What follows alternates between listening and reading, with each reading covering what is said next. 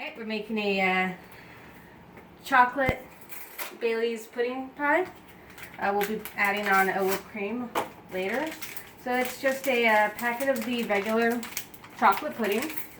And when you're making a pie, it calls for a little less milk than it would pudding. It's 2 3/4 cup, but we're making this to be a Bailey's pudding. So we're doing it a little different. So we're only going to use a 3/4 cup of milk.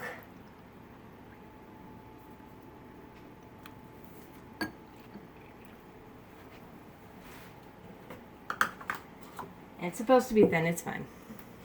And then we're going to finish off some of these Baileys, and the reason we have different bottles is, well, because we're running out. Oh, there's that one's down.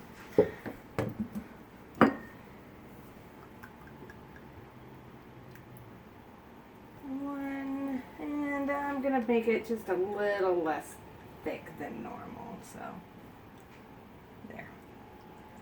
And then we whisk for about a minute. And then we'll put it in the pie shell. Fill up your pie shell. It will be thin, and that's fine. You don't want to. I did 2 packets of pudding one year, and the pie broke in half, so you only want to do 1. Throw the lid on it, and we'll be putting a whipped cream topping on it later. But now it goes in the fridge to cool for 1 hour.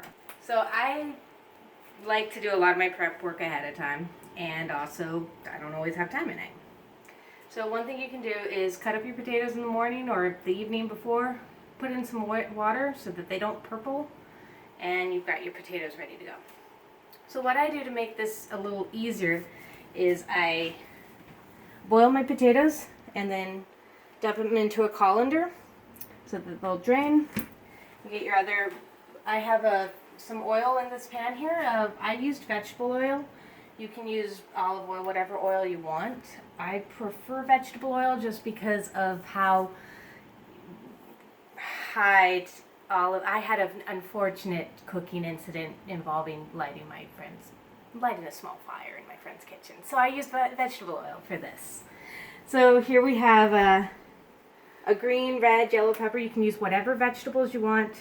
Cooking is a lot of times about making something your own. So whatever vegetables you like, whatever vegetables you don't like. You don't like red peppers? Don't use red peppers. You like onions? Use onions.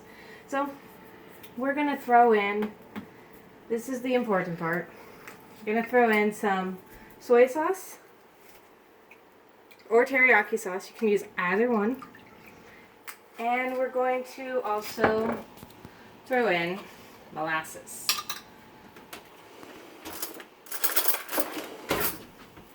So the reason we're doing this is to give it that nice, salty, sweet taste. So that's the most of the vegetables. We'll be putting that in towards the end. Potatoes are obviously going to take a little bit longer to cook up.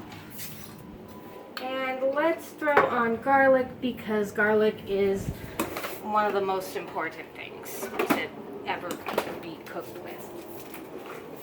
I'm not just making that up because I like garlic. It's good for your heart.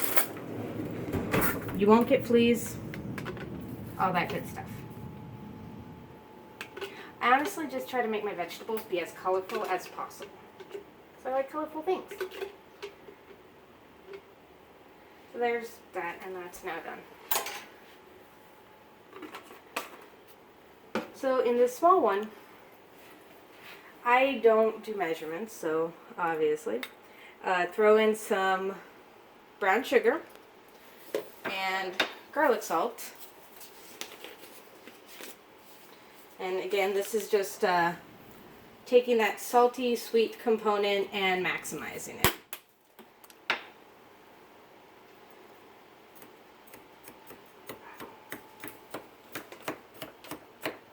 You're going to stir up the garlic, salt, and the brown sugar.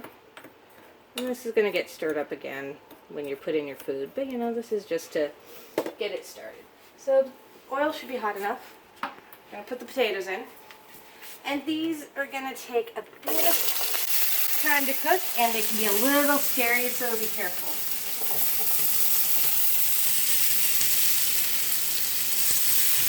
There we go. Okay. What happens? So we beat this a lot, and then it gets those little peaks, and that's when it's ready. It takes a while. I actually gave up on the whisk and used a hand mixer. You can use any kind of mixer. It's just the hand one will take a lot longer. So now we're just going to ladle this onto our thing. It'll be just a light whipped cream topping. Spread it across. And then this is going to go back into the fridge until it's time for dessert. So there we have it. Corned beef, cabbage, carrots, fried potatoes, rye bread, and an Irish beer.